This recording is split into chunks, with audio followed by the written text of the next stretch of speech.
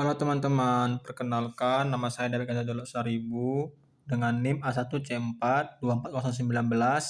Di sini saya akan menjelaskan tentang pengaturan ekspresi gen pada eukariotik. Regulasi ekspresi pada eukariotik diatur pada 3 tingkatan. Yang pertama adalah transkripsi, yang kedua proses RNA, dan yang ketiga adalah translasi. Ketiga regulasi ini memungkinkan sel mengatur kapan dan di mana suatu gen dapat diaktifkan. Pada organisme multiseluler, gen tidak hanya diatur pada waktu atau temporal, tapi juga berdasarkan tempat atau spasial. Artinya, setiap sel dapat mengekspresikan gen yang berbeda. Misalnya, gen tertentu aktif di sel darah, tetapi tidak aktif di sel saraf. Perbedaan pola ekspresi inilah yang membentuk keragaman jaringan dan organ. Proses ekspresi gen dimulai dengan transkripsi DNA menjadi RNA di dalam inti sel. Sebelum RNA diterjemahkan, ia mengalami pemproses yaitu penambahan cap 5, ekor poli A3, serta penghilangan intron. Prokariotik tidak mengalami proses pemproses kompleks ini, tetapi pada eukariotik mengalami proses pemproses kompleks ini. Pada sel eukariotik memiliki banyak organel inti seperti mitokondrian, kloroplas, dan retikulum endoplasma yang memisahkan lokasi terjadinya berbagai tahapan ekspresi gen. Setelah diproses, RNA keluar dari inti menuju sitoplasma, lalu berikatan dengan ribosom untuk melalui proses translasi menjadi polipeptida. Karena setiap ekspresi gen terjadi di lokasi yang berbeda, regulasi dapat berlangsung pada berbagai titik. Di inti sel, pengaturan transkripsi dan pemproses RNA, dan di sitoplasma, pengaturan stabilitas RNA dan proses translasi. Pemecahan ruang dan fungsi ini membuat regulasi gen pada eukariotik jauh lebih kompleks dibandingkan dengan prokariotik, tetapi juga memungkinkan organisme multiseluler memiliki struktur dan fungsi yang beragam. Dalam gen eukariot, terdapat intron pada bagian non-coding yang harus dihilangkan dari transkripsi RNA agar urutan pengode protein dapat berfungsi dengan benar.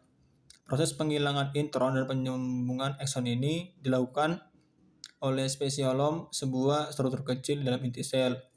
Pada gen yang memiliki banyak intron, penyambungan RNA tidak selalu terjadi dengan cara yang sama. Mesin spesiling dapat menghilangkan intron secara berbeda-beda, bahkan bisa menghapus satu atau lebih ekson di antaranya. Inilah yang disebut sebagai spesiling alternatif. Melalui mekanisme ini, satu gen dapat menghasilkan berbagai RNA dan pada akhirnya berbagai polipeptida yang berbeda.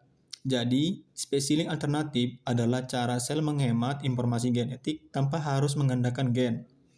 Salah satu contoh yang terbaik adalah gen troponin T. Protein ini penting dalam bentuk rangka vertebrata. Gen ini memiliki 18 ekson dan transkripnya dapat disambung dalam banyak pola. Semua bentuk troponin T memiliki bagian yang sama, dari ekson 1 sampai 3, kemudian 9 sampai 15 dan 18. Namun, ekson 4 sampai 8 dapat muncul atau hilang dalam berbagai kombinasi.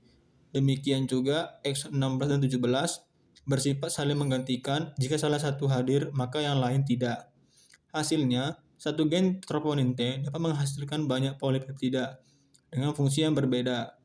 Variasi ini memungkinkan otot memiliki fleksibilitas dalam cara mereka bekerja.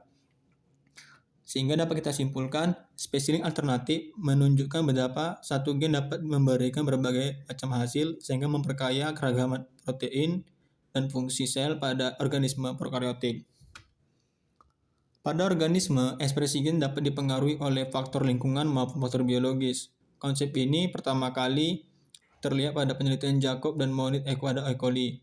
Mereka menemukan bahwa gen metabolisme laktosa hanya aktif ketika laktosa tersedia. Artinya, laktosa bertindak sebagai penginduksi transkripsi. Dalam eukariotik, penginduksi serupa juga dapat ditemukan meski tidak banyak ditemukan pada prokariotik. Salah satu contoh terbaik induksi gen pada eukariotik adalah gen EDSOC, yaitu gen yang aktif ketika sel mengalami stres suhu tinggi. Ketika organisme terkena panas berlebih, mereka menghasilkan protein EDSOC, yaitu protein yang membantu menstabilkan kondisi internal sel.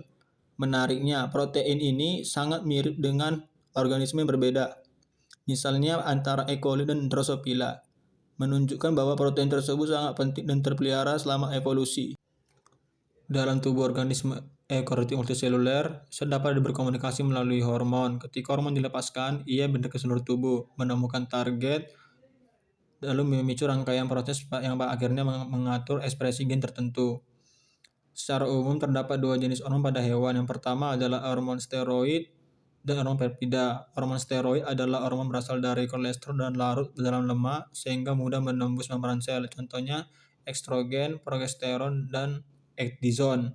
Yang kedua adalah hormon polipeptida, yaitu adalah hormon seperti insulin, somatropin, dan proktalin yang tidak dapat melewati membran sel karena ukurannya yang sangat besar. Mungkin itu saja sekian video dari saya. Kurang lebih saya mohon maaf. Saya akhiri. Terima kasih dan sampai jumpa lagi.